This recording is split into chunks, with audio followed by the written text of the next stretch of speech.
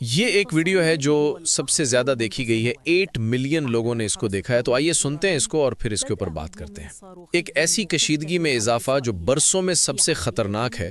ایرانی پاسداران انقلاب نے اعلان کیا ہے کہ اسرائیل پر ایک شدید میزائل حملہ شروع کر دیا گیا ہے۔ متعدد لہروں پر مشتمل ایک کارروائی میں اسرائیل کی ریاست کے اسٹریٹجک اندرونی علاقوں کو نشانہ بنایا جا رہا ہے۔ پہلا حملہ حائفہ بندرگاہ پر مرکوز تھا، جو اسرائیل کے اہم ترین بحری اور عسکری مراکز میں سے ایک ہے۔ رپورٹس کے مطابق بندرگاہ کے اندر ایک آبدوز اور 2 جنگی جہازوں میں آگ لگ گئی ہے۔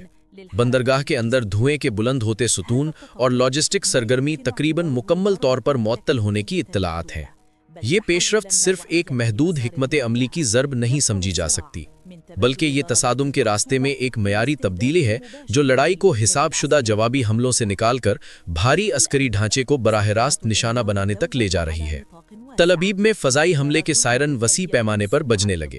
مضافاتی علاقوں میں لگاتار دھماکوں کی آوازیں سنی گئیں اور حساس تنصیبات اور سرکاری عمارتوں کے قریب نقصان ریکارڈ کیا گیا۔ رپورٹس میں کہا گیا ہے کہ اسرائیلی وزیر اعظم نتن یاہو کی رہائش گاہ کے قریب بھی میزائل گرے، تاہم نقصانات کی مقدار کی سرکاری تصدیق نہیں ہوئی۔ میدانی اشارے بتاتے ہیں کہ اسرائیلی فضائی دفاعی نظام میزائلوں کی کثافت اور تکنیکی تنوع کی وجہ سے غیر معمولی دباؤ کا سامنا کر رہے ہیں۔ ایران نے اعلان کیا ہے کہ اس حملے میں جدید میزائل استعمال کیے گئے ہیں، جن میں عماد، قادر اور خیبر شامل ہیں۔ اسی طرح جنگی سروں کو ٹکڑوں میں تقسیم کرنے والی ٹیکنیک کے استعمال کی بھی نشاندہی کی گئی ہے، جس سے روکنے کی کارروائی مشکل اور تصادم کی لاگت زیادہ ہو جاتی ہے۔ سیاسی سطح پر ایرانی پیغامات واضح اور فیصلہ کن تھے۔ تہران نے کہا ہے کہ اگر اسرائیلی حملے جاری رہے تو یہ کارروائیاں بھی جاری رہیں گی۔ دوسری جانب اسرائیل میں انتہائی ہنگامی حالت نافذ ہے۔ فوری سیکیورٹی اجلاس، شہریوں کو پناہ گاہوں میں رہنے کی ہدایات اور فوج اور فضائیہ کی مکمل ہائی الرٹ حالت۔ موجودہ منظر صرف میزائلوں کے تبادلے سے آگے بڑھ چکا ہے۔ ہم دراصل روک تھام کے توازن کے ایک حقیقی امتحان کے سامنے ہیں، اور اگر اس مرحلے کو جلد قابو نہ کیا گیا تو تصادم کے پھیلنے کا امکان ہے۔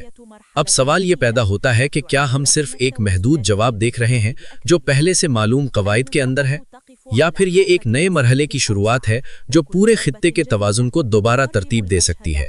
خطہ ایک بڑے تصعید کے دہانے پر کھڑا ہے، اور ہر نیا حملہ منظر کو ایک قدم مزید ایسی ممکنہ کھلی جنگ کی طرف لے جا رہا ہے جو ہر طرح کے امکانات پر مشتمل ہو۔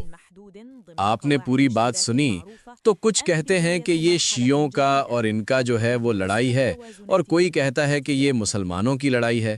بس ہم اللہ تعالیٰ سے دعا کرتے ہیں اگر یہ اسلام کفر کی لڑائی ہے تو اسلام کو اللہ تعالیٰ غلبہ عطا فرمائے۔ آمین ثم آمین۔